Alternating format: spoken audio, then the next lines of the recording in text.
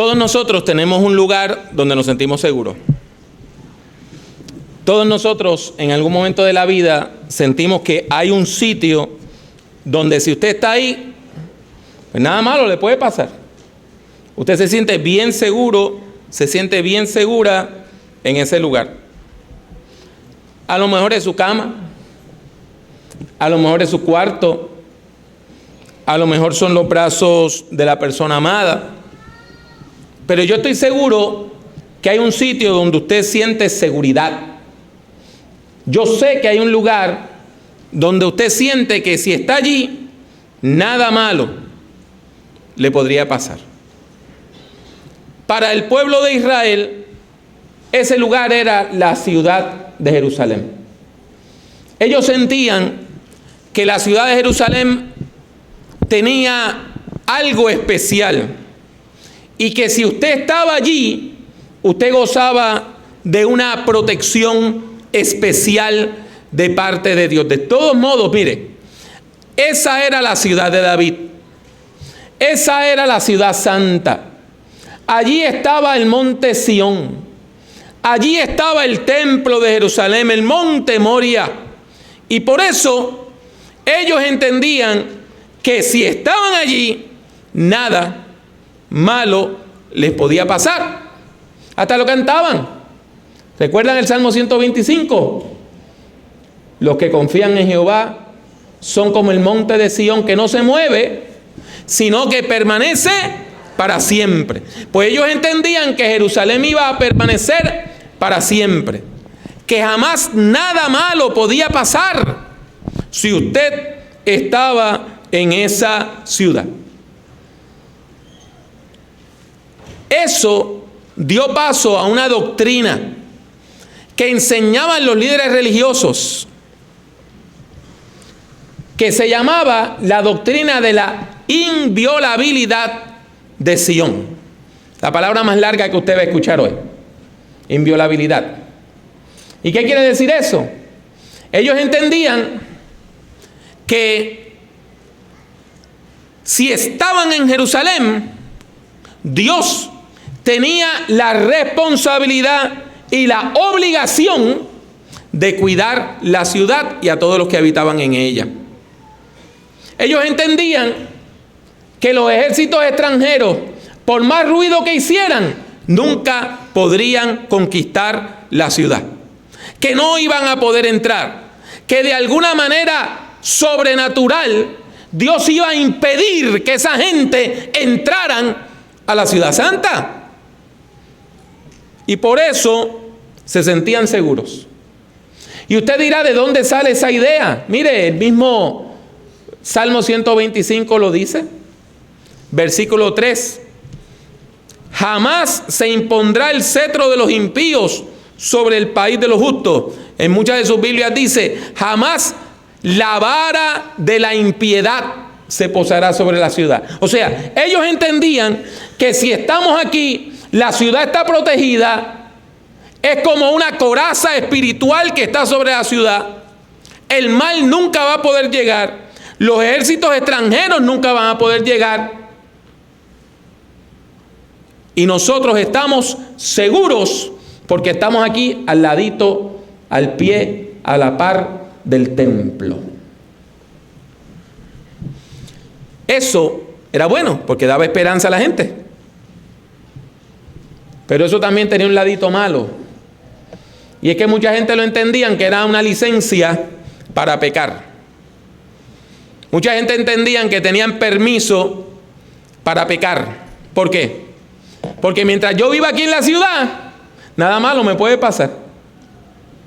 Y aunque yo peque, y aunque yo sea idólatra, y aunque yo vaya detrás de otros dioses, como vivo en esta ciudad, Dios me tiene que cuidar. Ese es el problema de la doctrina de la inviolabilidad de Sión. Y usted va a decir, pero ¿y quién le enseñó esa cosa a esa gente? Hermanos, hermanas, los mismos líderes religiosos. Los mismos líderes religiosos se lo enseñaron. Si tú estás aquí, nada malo te va a poder pasar. Esos líderes religiosos que le enseñaron mal al pueblo no podían pensar de otra manera. No tenían la disposición de pensar de otra manera. De acuerdo a Jeremías 7:4, cada vez que le decían, mire, el pueblo está pecando, el pueblo tiene que arrepentirse, la ciudad está en peligro, ¿qué contestaban? El templo del Señor, el templo del Señor, este es el templo del Señor, aquí no puede pasar nada malo. Y si usted decía, por ahí vienen los extranjeros, vamos a arreglar nuestros caminos, ¿qué ellos decían? Tú no tienes fe, porque ellos no pueden entrar. Y ese es el contexto. Ese es el contexto en el cual predica Jeremías.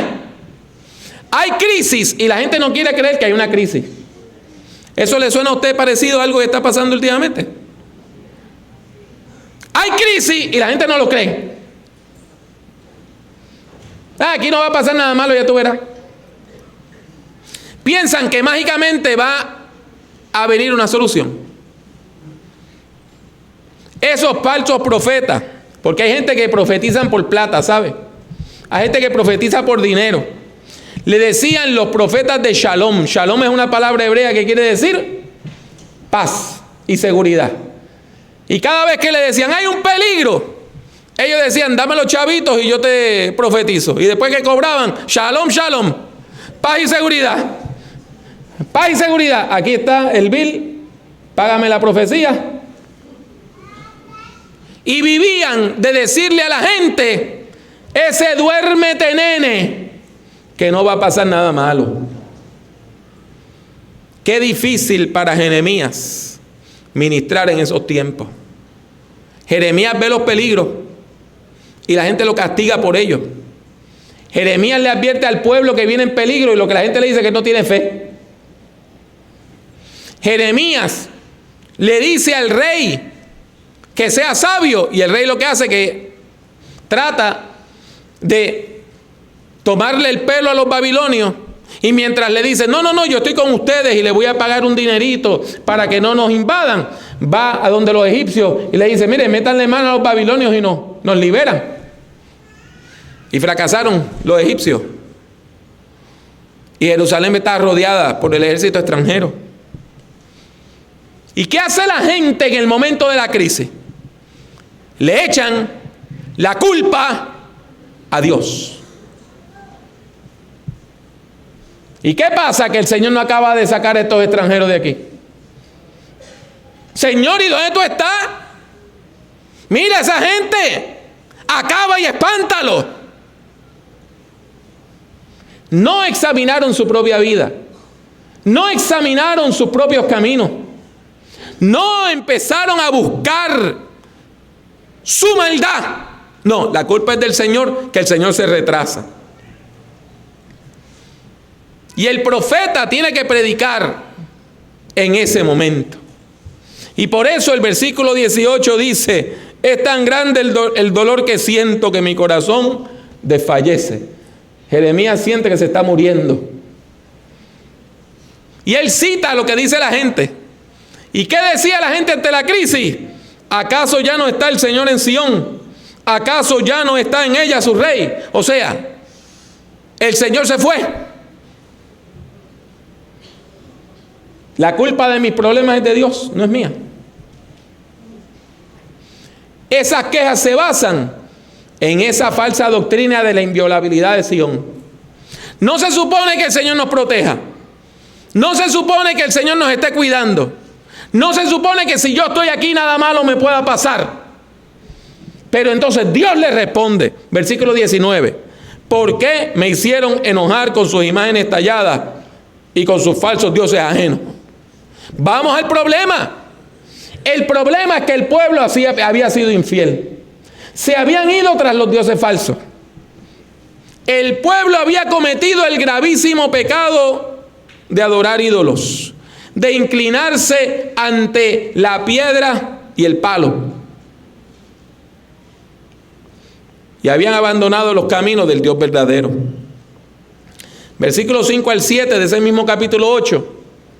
lo dice más claro. Mire cómo Dios le habla al pueblo y le dice: ¿por qué entonces este pueblo de Jerusalén es rebelde todo el tiempo? Se aferran al engaño y no quieren volverse a mí. Palabras duras. Les he prestado atención y he escuchado lo que dicen. No hablan con rectitud. Y no hay nadie que se arrepienta de su maldad. Nadie se pregunta, ¿pero qué he hecho? O sea, no hay reflexión. No hay autoexamen. La persona no examina su camino. Y están buscando culpables. Porque si yo me descalifico como culpable y yo siempre estoy bien, los que están mal son los otros, sobre todo Dios. Dios continúa describiendo a su pueblo y le dice: son como caballos desbocados en medio de una batalla. Cada uno corre como mejor le conviene. Y después el Señor señala algo que mi hija dijo los otros días cuando predicó sobre la obediencia. El pecado lo embrutece a uno. Hasta la cigüeña en el cielo sabe cuándo ha llegado su tiempo. La tórtola, la grulla y la golondrina respetan los tiempos de su llegada. En cambio, mi pueblo no conoce la justicia de su Señor. Hasta los animalitos pueden ver los signos de los tiempos. Pero la gente que vive ciega por el pecado no lo puede ver. Se siguen quejando. Pasó la siega, llegó el verano y nosotros aún no hemos sido salvos. Ya terminó la cosecha que empezó a principios de año. Terminó para allá, para mayo. Pasó el verano. Ya llegó el otoño. Llevamos un año en esto y todavía Dios no acaba de salvarnos. Dios no acaba de intervenir. Jeremías sabe lo que viene. Los extranjeros vienen. Y los babilonios eran sanguinarios. Los babilonios llegaban a un país y mataban a todos los niños menores de edad, a todos los varones, para que ninguno creciera recordando la masacre. Asesinaban a todos los ancianos para que el pueblo no tuviera memoria del pasado y nadie pudiera decir: esto éramos nosotros. A los hombres, en su mayoría, los mataban, los herían. A los líderes los metían presos, se los llevaban a un campo de concentración en Babilonia y el pueblo se quedaba sin líderes, como ovejas que no tienen pastor. Y por eso Jeremías dice: la ruina de la hija de mi pueblo, la hija de mi pueblo Jerusalén, me tiene destrozado. La ciudad no ha sido destruida todavía, pero él sabe que eso viene. Samuel Pagán, el experto del Antiguo Testamento, discípulo de Cristo que nosotros conocemos, que ha predicado aquí tantas veces, una vez estuvo en una expedición arqueológica y encontraron el cuerpo de un niño que había muerto en este tiempo que los babilonios llegaron a Judá. Encontraron los huesitos, el esqueleto de un niño que tendría 5 o 6 años. Y en un lado estaba la cabeza, la espina dorsal, las costillas, un brazo, la mitad de la pelvis y una pierna. Y en la otra estaba, a varios pies de distancia, el brazo, las otras costillas y la otra pierna. O sea, que con un golpe de espada picaron a un niño en 2. Eso es lo que venía para Jerusalén. Y la gente jugando a la politiquita. Y la gente jugando a la religión. Y Jeremías, sabiendo que eso es lo que viene, dice: me siento apesadumbrado, sobrecogido de terror. Y entonces pregunta, ¿acaso no hay bálsamo en Galaad? ¿Acaso no hay bálsamo en Galaad? No hay allí ningún médico. Y si lo hay, ¿por qué no hay medicina para Jerusalén, para la hija de mi pueblo? Déjeme explicarle esa referencia al bálsamo. Muchos de ustedes están comprando árboles de Navidad estos días, ¿verdad? Y usted sabe que el pino suelta una resina, ¿verdad que sí? A usted le ha pasado, que usted le ha tocado, que cuando usted corta el árbol sale una sustancia resinosa, un aceite bien pesado que se le pega a los dedos y huele. Pues algunos árboles tienen resinas medicinales. Y en Galaad, un sector de el Oriente Medio que está al otro lado del Jordán, en lo que hoy es Jordania, hay una parte bien frondosa, un bosque precioso, y ahí hay cantidad de árboles cuyas resinas son medicinales. El bálsamo en Galaad era la medicina más cara y más famosa del mundo. Se exportaba a todas las partes del mundo. Se creía que curaba prácticamente todo.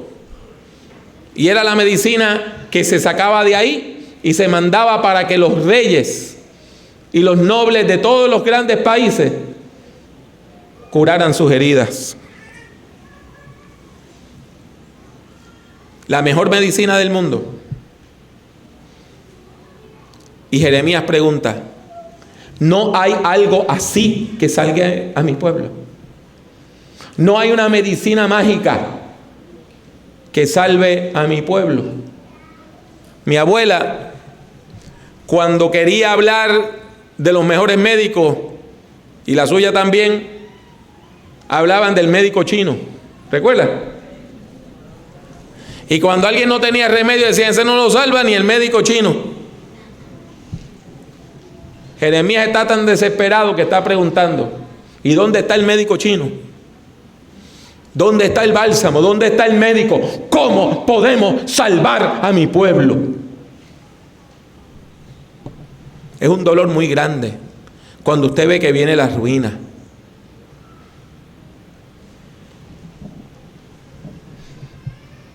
En términos históricos, la mala noticia es que esa medicina nunca llegó. Los reyes de Judá no creyeron. Siguieron pecando. Siguieron con su idolatría. Siguieron con su doble discurso y su doble juego. Jerusalén cayó. Fue destruida. El templo fue derribado. Las paredes de Jerusalén, los muros, fueron destrozados. Mucha gente murió. Y los líderes fueron deportados. Jerusalén cayó por su propia idolatría. No porque Dios la abandonó. Dios le dio oportunidad tras oportunidad tras oportunidad. Y ellos decidieron perseverar en el pecado. Ellos pensaron tontamente que si yo estoy cerquita del templo, nada malo me puede pasar. Que si yo soy del linaje escogido, nada malo me puede pasar. Que si mi abuelita y mi abuelito eran gente de fe, nada malo me puede pasar. Que si mis familiares eran líderes religiosos, nada malo me puede pasar. Y hay gente que todavía piensa lo mismo. Hay gente que tontamente piensa, no, que mi bisabuelo fue pastor. A mí nada malo me puede pasar. ¿De veras? Siga pecando. Para que usted vea lo que le viene. No, que este terreno lo donó mi abuela. ¿Y? ¿Eso a usted le va a dar salvación? La salvación no se hereda. La tradición religiosa no nos puede salvar. El que nuestros antepasados hayan sido gente de fe no nos pueden salvar. Y no nos puede salvar visitar el templo de vez en cuando. Yo conozco una hermana que por años estuvo casada con un hombre abusador, que le golpeaba, que le insultaba, que le humillaba, que tenía otras parejas, otras familias, hijos fuera del matrimonio, y por 20 años fue director del coro de su iglesia. Y él pensaba que eso lo iba a salvar. El templo del Señor, el templo del Señor, el templo del Señor.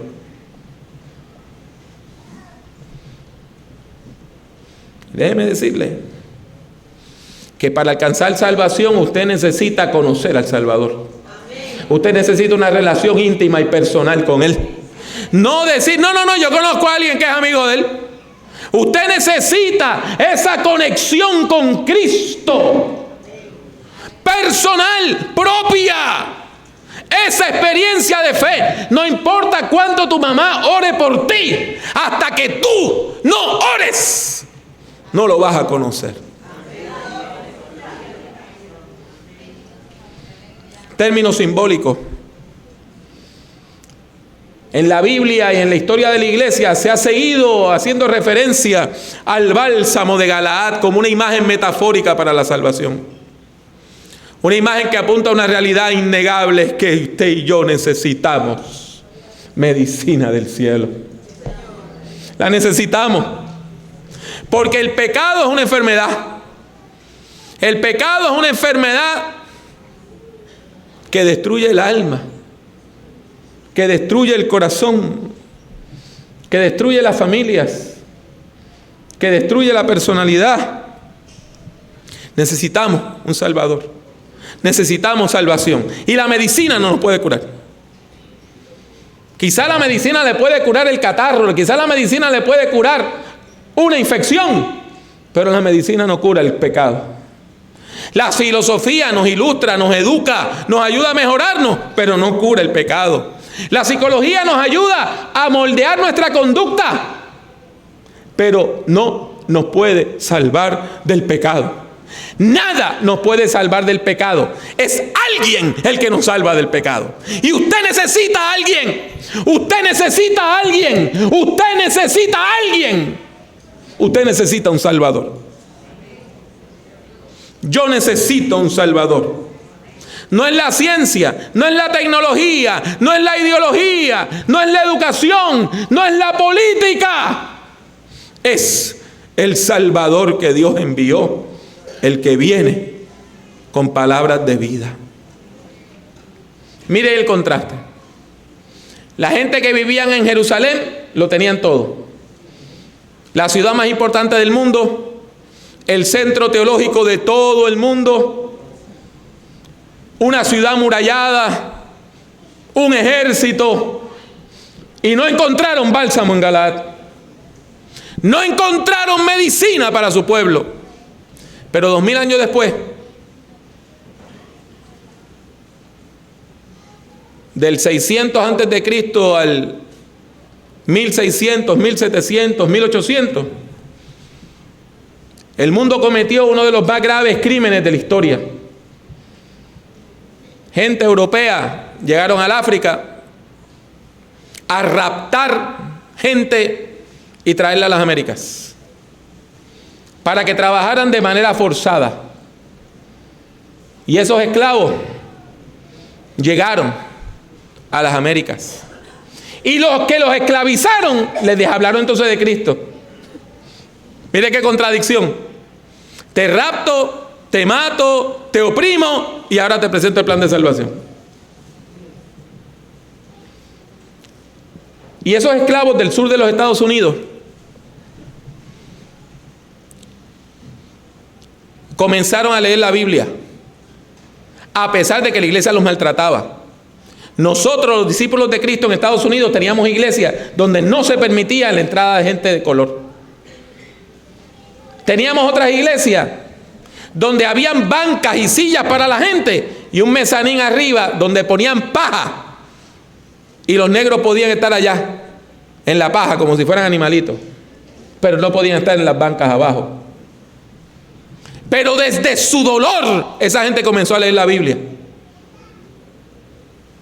y a hacer teología, pero hermano, de la buena, porque la mejor teología se hace cuando nace del corazón dolido, de la experiencia del dolor es que sale la mejor teología. Y comenzaron a componer himnos espirituales, comenzaron a componer los himnos más conmovedores que hay en la himnología estadounidense. Y hay uno que dice, hay un bálsamo en Galaad que salva al pecador. Hay un bálsamo en Galaad que sana el corazón. Hay un bálsamo en Galaad.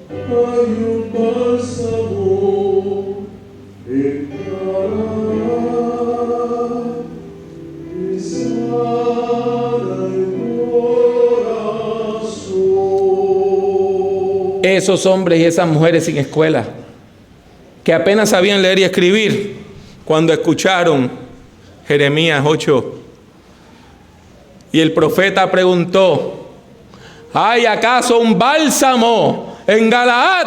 Ellos dijeron, oh sí, yo sé cuál es ese bálsamo. Yo sé cuál es el bálsamo que sana y que cura. Y no viene de la resina del terebinto. No viene de la resina del pino. Viene del árbol de la cruz. El bálsamo que sana no es aceite y no es resina. Es la sangre de aquel que herido fue por nuestras rebeliones, molido por nuestros pecados, y el castigo de nuestra paz fue sobre él, y por su llaga fuimos nosotros curados. El bálsamo que sana es la sangre de Jesucristo, que habla más elocuentemente que la sangre de Abel. Y mientras Judá desapareció como entidad histórica y perdió toda esperanza, la iglesia de Jesucristo sigue diciendo que hay vida, que hay esperanza, que hay salvación. Pero la maestría no va a salvar tu matrimonio. Y la botella de vino que te llevas no va a salvar tu vida. Y ganarte 200 pesos más en el trabajo no va a salvar tu vida. Tú necesitas un Salvador. Tú necesitas a alguien. Ese alguien es Cristo Jesús. Ese alguien es Cristo Jesús. Y porque nosotros proclamamos la sangre de Jesucristo, y porque nosotros predicamos a Cristo crucificado y resucitado, yo te testifico hoy en el nombre de Jesucristo, y te digo, iglesia, y te digo, hermano, y te digo, hermana, que para tu dolor, para tu enfermedad, para tu crisis, hay bálsamo, hay medicina y hay médico. Cristo Jesús, Señor nuestro.